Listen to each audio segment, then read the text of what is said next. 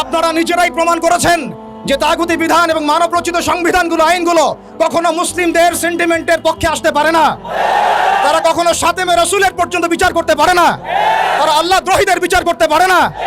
তারা ইসলাম বিদ্বেষীদের কোনো বিচার করতে পারে না। আপনারা পারেন শুধু দুটো কাজ করতে: এক, পশ্চিমাদের তাবেদারি করতে, এবং দুই, ভারতীয়দের তাবেদারি করতে, এবং তাদের অভ্যন্তরীণ দালালদের তাবেদারি করতে। অতএব আমরা আবারও সতর্ক করতে চাই, এই সুস্পষ্ট হাদিসের উপরে আপনারা আমল করুন, অন্যথায় তাওহীদি জনতা শরিয়া আইন বাস্তবায়ন করার প্রক্রিয়ার দিকে হাঁটবে ইনশাআল্লাহ।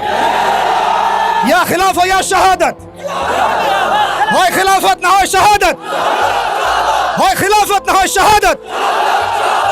সম্মানিত তাওহীদি জনতা, আমি অল্প কথা শেষ করব। আমরা এই তাগুতি সিস্টেমের কাছে কোন রকমের আবদার করতে এখানে আসি নাই। আমরা তাগুতি সিস্টেমের কাছে আবদার করতে আসি নাই, বরং আমরা অধিকার পেশ করতে এসেছি। এটা আমাদের কোনো দাবি না, বরং মৌলিক অধিকার। আমরা আমাদের মৌলিক অধিকার পেশ করতে এসেছি। আজকে আমরা আরো বড় পরিসরে দাবি দাওয়া পেশ করব, বরং এটা আমাদের অধিকার। সেটা হচ্ছে শুধু রাখাল রাহা নয়, বরং যত প্রকার সাতেমে রসুল আছে, যত প্রকার আল্লাহ দ্রোহী আছে, ইসলাম বিদ্বেষী আছে, প্রশাসনের মধ্যে হোক, আমলাতন্ত্রের মধ্যে হোক, এমপি মন্ত্রীর মধ্যে হোক, জনগণের মধ্যে হোক, ব্লগারদের মধ্যে হোক, যে কোনো শ্রেণী পেশার মধ্যে হোক না কেন, তাদের সবার বিচার বাংলার মাটিতে করতে হবে।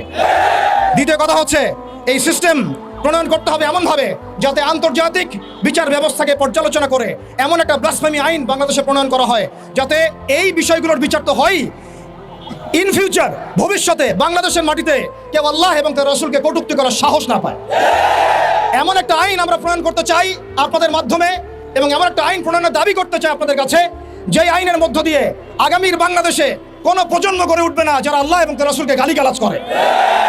আমরা জানি আপনারা শরিয়া কায়েম করতে পারবেন না, আমরা জানি আপনারা ইমারা কায়েম করতে পারবেন না, আমরা জানি যে আপনারা আল্লাহর বিধানকে আল্লাহর জমিনে বাস্তবায়ন করার ক্ষমতা রাখেন না, কিন্তু অন্তত সাতেমদের বিচারের আইনটা বাস্তবায়ন করে নিজেদের ইমান এবং মুসলিমত্বের ন্যূনতম পরিচয়টুকু দেন।